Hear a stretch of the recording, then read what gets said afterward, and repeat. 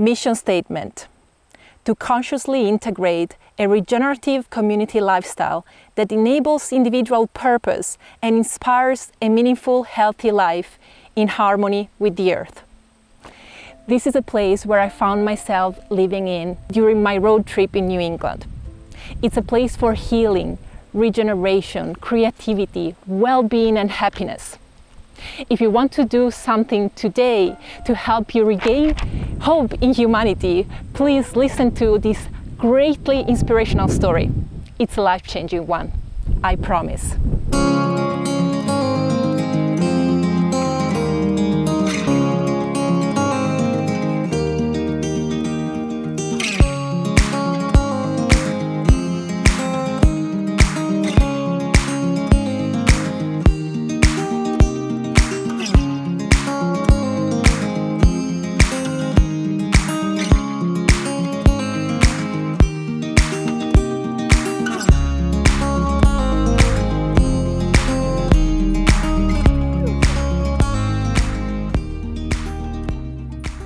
Nick is really passionate about his vision, and it's really inspiring for the rest of us. I think he's very idealistic in his vision, and I think rightfully. Nick has this unstoppable drive that you can see when you look in his eyes when he talks about these things in his vision and what the potential of this land, and that is truly inspiring. I think the only way we can succeed as a species if we start to become very idealistic.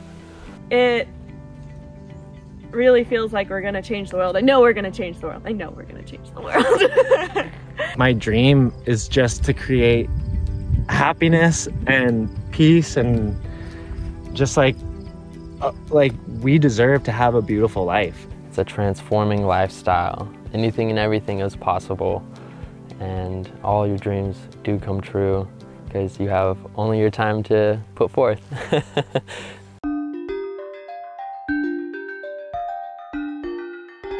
This place is like super powerful. Everyone that comes here is like blown away by the connections and how much that we just really push each other to do our best and are so accepting of failure. They say there isn't failure, there's only learning. Another part of the vision is having a fully sustainable piece of land where you don't have to go anywhere and everything is provided and you have everything that you need, and an entire small community of people that are dedicated to making sure that the land is healthy.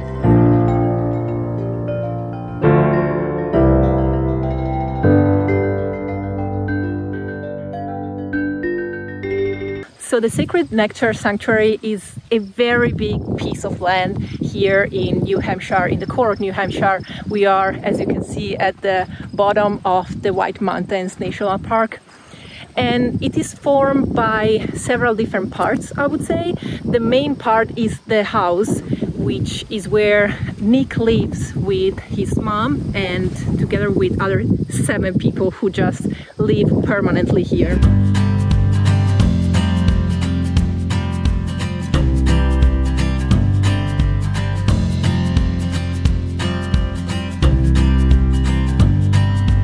And then all around the house there are several different spaces. The garden that you can see here behind my back.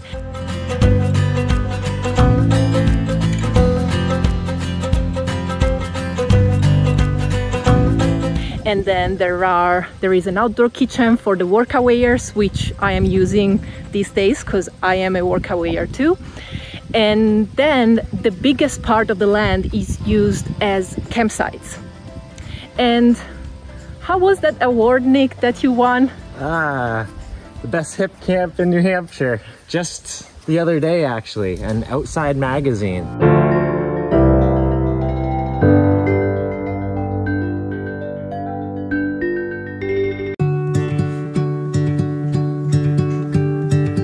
The story starts. I think it started when I learned actually about health. About how much our bodies are getting bombarded by chemicals, and then I started learning about everything that I can do and all the best things that I can do to stay healthy. And then it just escalated, and I learned about all the ways that we're being controlled and manipulated to follow along with a certain story. And I just had this epiphany one day that this giant plot of land that my dad has like everything I need to tell a different story and to create something else.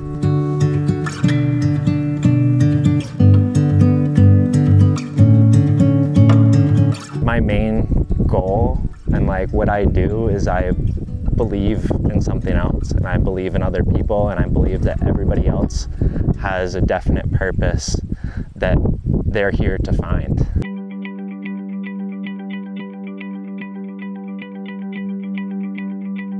My dad was about to sell off pieces of the property as house lots because he couldn't pay for the taxes. So I made a deal with him that if I could figure out how to pay the taxes for the land, then he wouldn't sell it off. And I created a little campground and started bringing people to the land and so they can experience this. The vision is already starting to happen, and it's been happening all year. Garden and farm is one of the first definite things. Actually, Zach and Tristan are the main gardeners here, and they're like the foundation of what keeps this a thing. Like, we all saw that this year there was less food in the grocery stores, and what's really most important is that people can be able to provide for themselves. And Tristan and Zach, I'm so grateful for, because they are the ones producing our food, and they are so dedicated and such hard workers.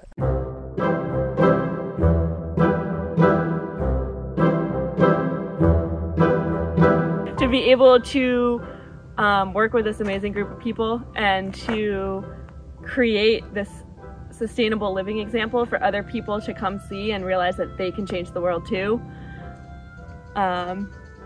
makes me really happy to get out of bed every day and know that I'm doing something great and I'm a part of something bigger and I'm really making a change. I think that is why I love it here, on top of, I mean, have you seen it? It's beautiful. When I first started gardening at like my house for myself, I was like, oh, this is so fun. I just want to like have like a community garden in like my backyard. It was like really big, and I thought it would be great to have a community garden.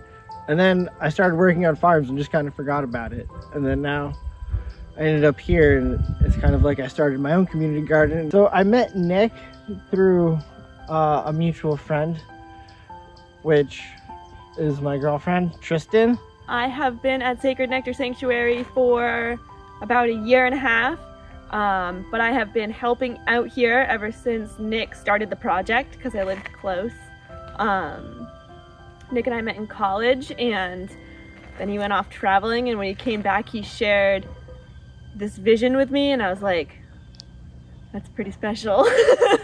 I would like to help out with that. Nick came around and we just kind of hung out, and it all seemed to work out, because Nick's like, I want a big garden. I was like, I want to make a big garden. She's like, do it here. And I was like, yeah, let's do it here.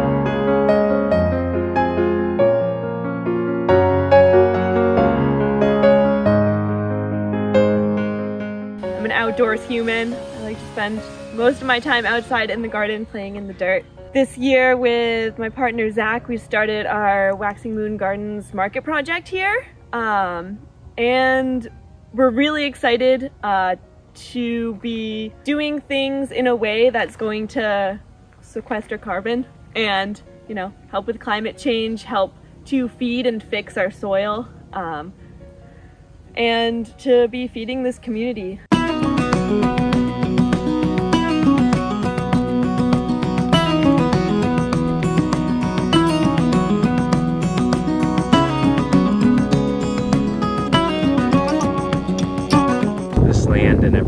was handed to me by my parents. And my dad passed away last year, and my mom is just one of the most amazing people ever. I'm so happy that I can call her my mom. It's really great. And she's part of the active climate change group in this town, and she's really all about creating a fully sustainable, even town. It's quiet, yet busy and full of life, and there's plenty of space here to find a space to just be and to recenter yourself and meditate.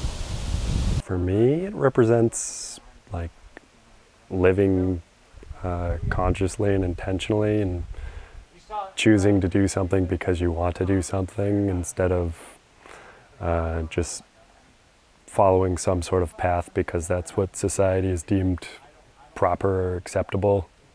And it's, when you get to thinking about it, it's really kind of crazy how distorted and complicated we've made life, when it really can be as simple as, you know, as just growing food and having a place to sleep at night. It's brought me back home to my heart when I thought about what it meant to live from my heart. So important is to reconnect and get our feet back in the ground and our hands in the soil where our food is grown. So much effort is used to do things that don't need to be done. And, you know, whether it be people's careers in some office building or something like that, like, well, I guess I'm not really like calling anyone out for anything, but just saying the whole system that we have in place is just doesn't really make too much sense. I don't know if a lot of people realize that there's another way to live, basically. And it doesn't have to be going to work every day from 9 to 5. It can just be actually enjoying yourself and working for a living and not working to make money to pay for a living.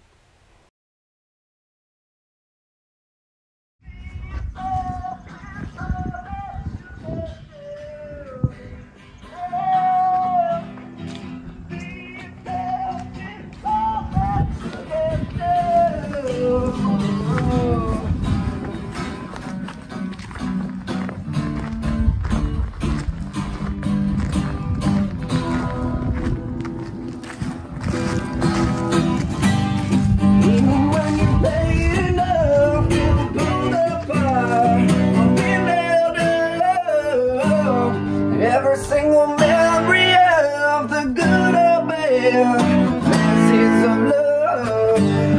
No one fell asleep tonight over everything.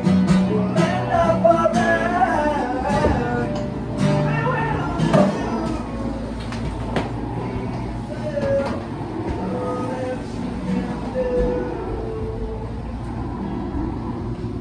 As far as being a musician here, it's awesome because people seem to enjoy it, where, you know, I can just play out on the porch all day and people are like, oh yeah, this is awesome, like I love having you play music outside and stuff. And just gotten like comments from the campers all summer who just like pull in here like, oh, I didn't expect there to be music, this is great. Brightens up people's day, really. This is where it all starts. This is where we began, and this is where we're coming back to. And it's been just so reassuring for me that it is possible and that we do have, that there is hope, and it is a time for change, and people are doing it. We're doing it here, and everybody here is so passionate about their individual pieces, and yeah, I'm just so grateful for this space.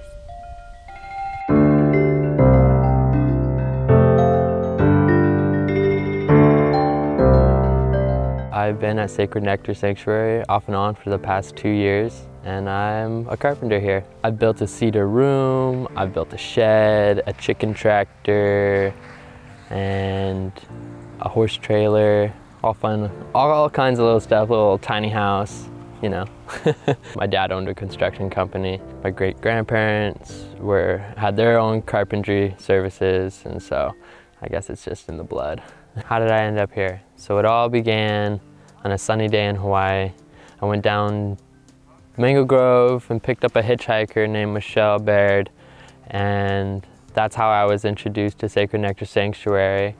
Michelle was friends with Nick. Even though it's the very beginning, there's so much that has happened and is going on. We just built a cob oven.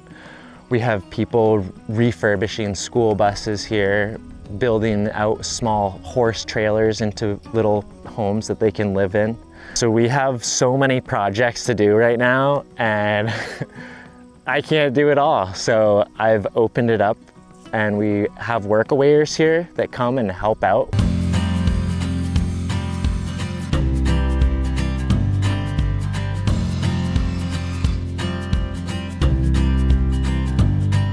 I don't like to tell people exactly what to do. I like people to come, be able to learn to do a little bit of everything that they find enjoyment in. And if they know their strengths, I really push them to go forward with their strengths and be able to do what they want to do. And so Zach is a farmer.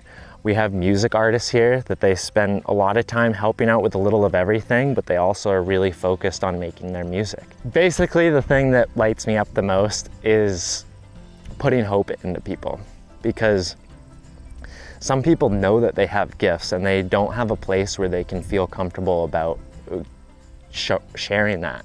The arts kind of get like pushed aside when it comes to what people think is essential for life. But when you don't have that vehicle to like soothe your emotions or to bring out certain emotions in you, you kind of realize that life can be really gray and boring. I just love to offer a space that people can fully express themselves and what they find their joy in. Like today, we just had a workawayer who it was his dream to learn to drive a tractor. And you know, it's like, that's such a small, easy thing to do. And that brought him so much happiness just to drive this tractor around. And it was another workawayer's dream to play a piano. So the next day we go find a free piano and pick it up, and there he goes. And now feels confident in himself, and he feels like he's in a place where he's like really loved by everyone here.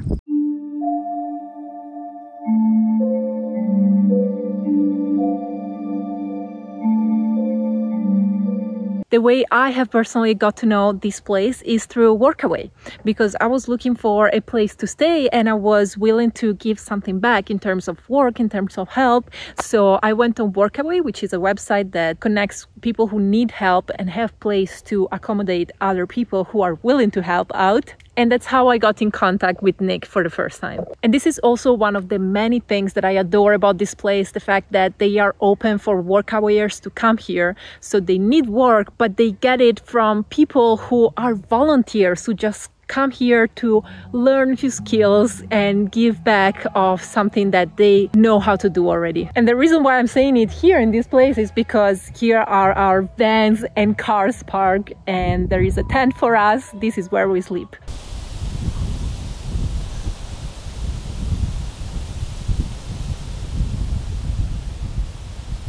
He has this drive and this passion because of the vision that he sees, that he shares with everybody else here.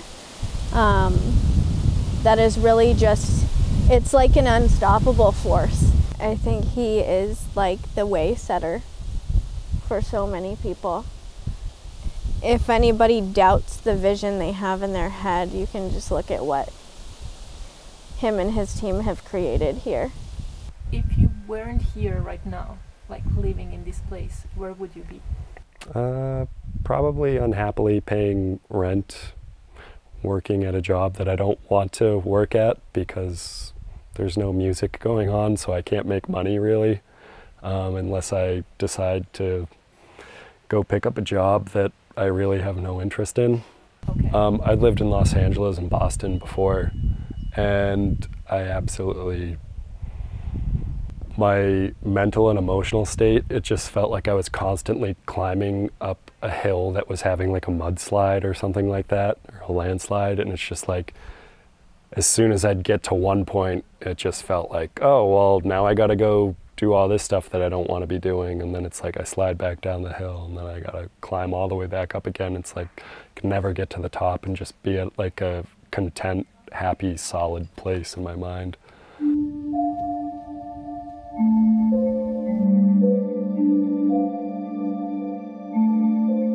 It was 3 years ago that I started the campgrounds here.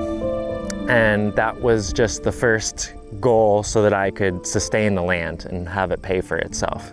This is the camper check-in where you can get all your firewood here. You got all the information you need, some stickers.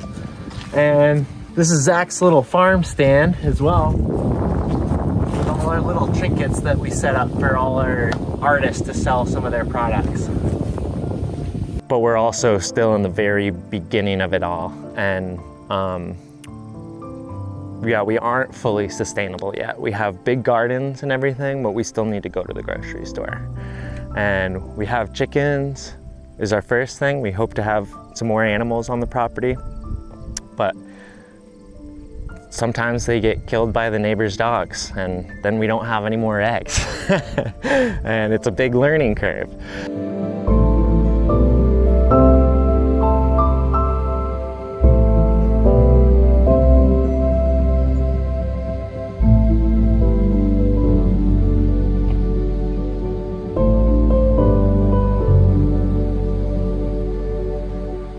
So this here is our solar panel array. Pretty much powers the house. We're tied into the grid so we don't have to waste all batteries. And we basically, in the winter time, we need to double our array because we don't make enough power for the whole winter time, but this gets us through in the summers and we barely have to pay any electricity.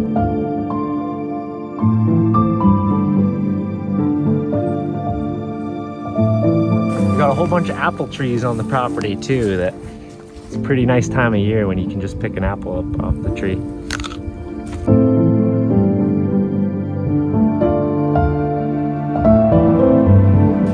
This is our sauna over here. We get some pretty chilly winters, so we gotta stay warm. This was like our first little workshop we did here at Sacred Nectar Sanctuary, and we built a little sauna. And it was more of a team effort. We used live birch trees, live saplings for our posts, and then we used recycled 1x for our walls and strapping for our walls. And as you can see, we still need to do more walls in here, but we did recycled oak flooring and cedar shingles. Everything's recycled, pretty much built with everything that we had on the property.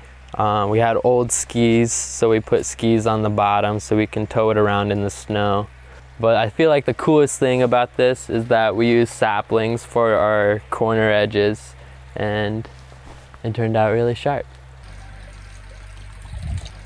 This is a good spot to jump in after we use our sauna. We kind of dug it out a little bit more, but you just hop in after you're hot. So we have a lot of goals in mind.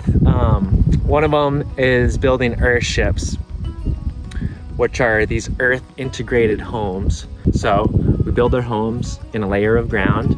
The geothermal heat keeps them warm in the winter time and cool in the summertime. You have south-facing greenhouse windows that heat up your house as well. You can grow your own food indoors. There's a whole bunch of radiation going on, and you put a layer of earth over you and it can block out the radiation. And you're pulling the dirt out of the earth and packing it down and creating cob. And it's a big, huge community event that everybody really enjoys. And you get to recycle bottles that from all this trash that we're making, we're actually using it to build houses. It's just a really awesome, amazing, cool workshop that we are gonna put on. Basically, these houses have barely any harmful impacts. You can let them rot and they just go back into the earth, and there isn't all these chemicals and all these bad packaging that everything comes in. The cob oven is kind of our first cool earth project that we created. It's just an oven that you bake your bread and your pizzas in, but you pull the dirt out, you get a little bit of straw that actually Zach mowed down out of the fields the other day.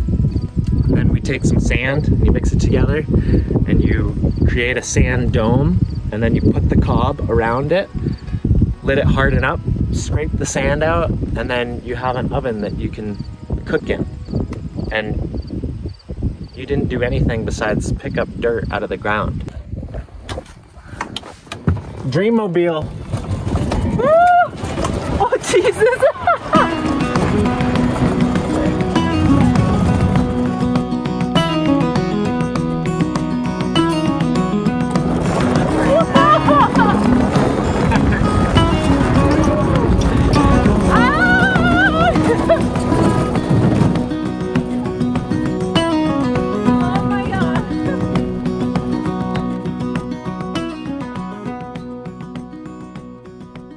My dad was like a collector of junk, of everything. He loved old vehicles and whatever you could, old farm equipment and stuff. And this trailer was actually parked here, and it had a tree like this big growing through it, and it was all rotten and old and everything. And I was like, that could be the start of our first tiny house. So me and Tyler dragged it out. We put some new wood on it, and now this amazing piece of art is livable. This school bus, actually, we just had a couple of our roommates flew all the way across the country and drove this school bus back. And their goal is to turn it into their mobile home and play music and spread light across the country. This is kind of our industrial workshop area. And we also even have, because of all the junk around, we're big recyclers. We take everything that we have that normally people just throw out, and we'll reuse it and put another purpose to it. So this is kind of where we put all the stuff that won't get damaged by the weather out. And it's kind of a mess, but you know, the world's kind of a mess. We're here to clean it up.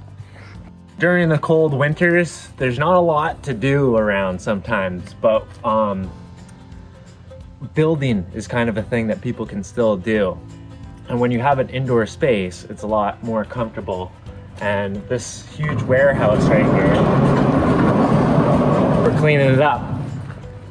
We want to host tiny house building workshops in here. And we even have a little stage here for artists to play for other people around.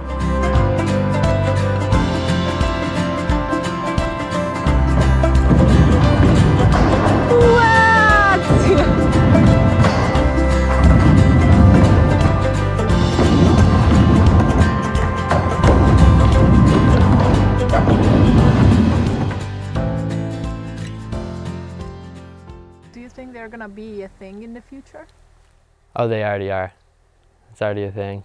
That's why we're a part of it. I definitely think there will be more places like this. One of the factors being that millennials don't really have the wealth that, you know, and aren't going to have the wealth that baby boomers have had, and, you know, even Generation X. This is a much more affordable way to live, and that's not what I want to like present to people as like, you should come here, it's cheap.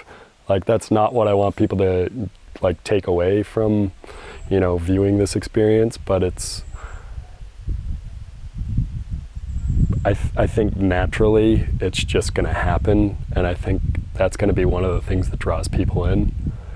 On the other side, I think the other reason it's going to happen is just because millennials are, at least seem to be a lot more aware of the broader picture, at least in America, than their parents have been, or, you know, just people who have come before them. So I think, you know, there's a lot of youth activism nowadays, and I think that's going to conglomerate or, you know, add up to being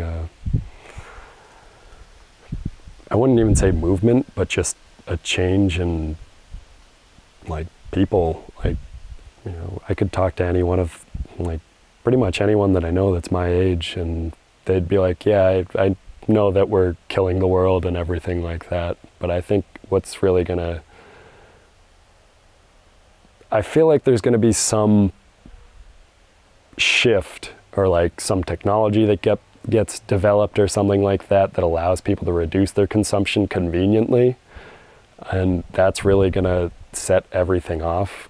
If I just was thinking about how changes have come historically, like culture has changed dramatically, like with the invention of the printing press and, you know, the automobile and the internet and so on and so forth, and the smartphone. And I think if there's some sort of technology that is affordable, and, you know, just like if solar panels or something like that get to a place where they're like, yeah, they're really efficient and they're like sourced in such a way that, you know, they're not going to harm the environment or take precious minerals out of the environment.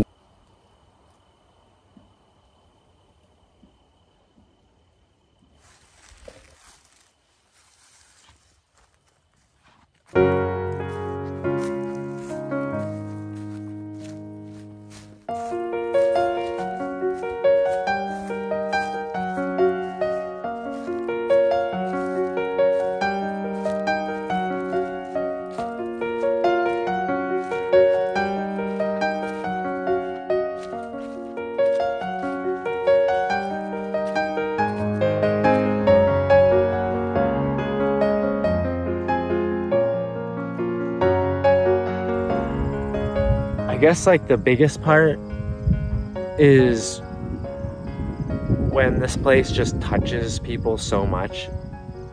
You just feel the love, you know? The amount of gratitude that every person comes here and experiences. Like, everybody's so grateful for this land and everyone here.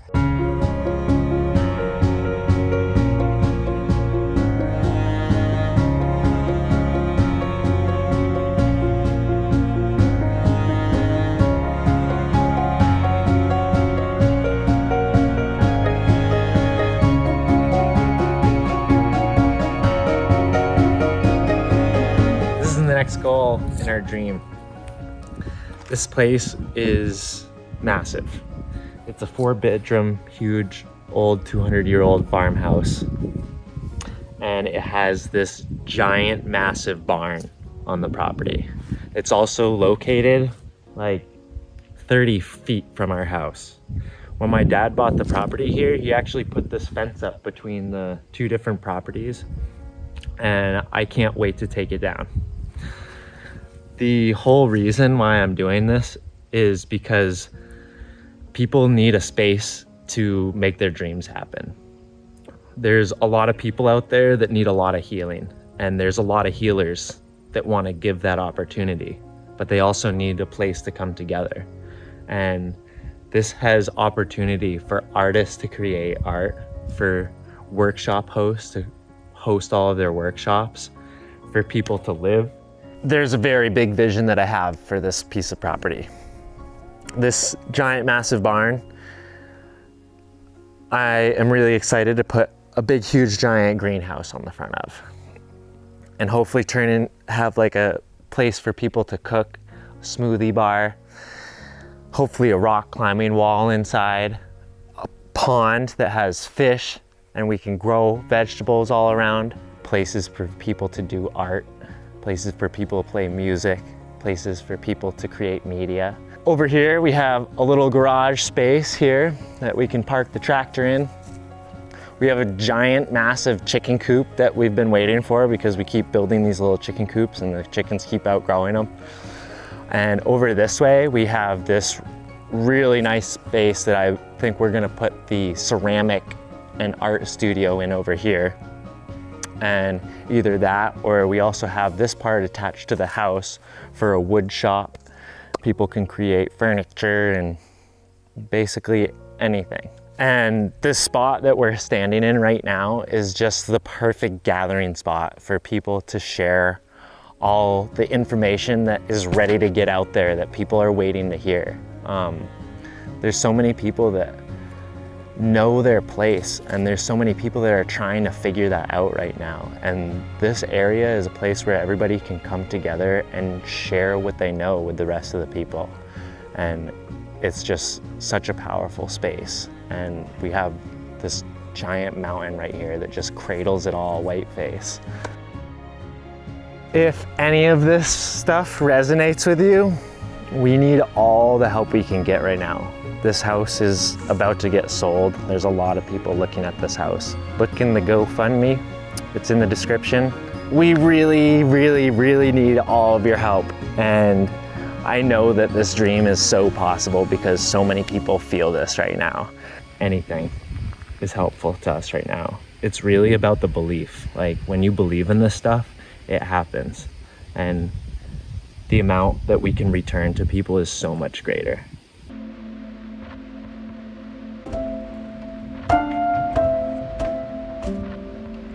The people who are going to be able to move into the future are the ones that are going to be able to reduce their consumption and figure out how to live closer to the earth and more in harmony with just who they are and the people that are around them.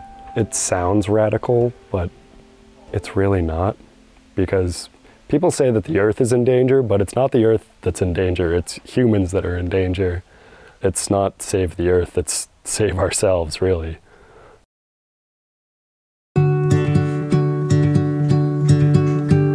I really think that these places are extremely precious in this moment of the history of humanity, and they are the ones that are gonna kind of save our species on this earth. This is why I felt so engaged with this place, the Sacred Nectar Sanctuary, and that's why I decided to share its story. Remember that they have a big crowdfunding going on right now, right in these few days of October 2020. They're trying to get the property that is right next to their house, because the house is full at the moment. As you can see, even us workawayers have to sleep camp outdoors. They want to expand the indoor spaces and become bigger and bigger. That's why we are asking you to donate whatever you can to help out this project. The link is in the description down below. Please click on it and go watch the other 2 videos that are on that page. This is all from me. I am Mary Jane from the channel What a Shame Mary Jane, and this place is part of my trip in New England during the fall foliage 2020. If you are interested, check out my vlogs. I'm documenting the entire trip. I'll see you in my next video. Bye!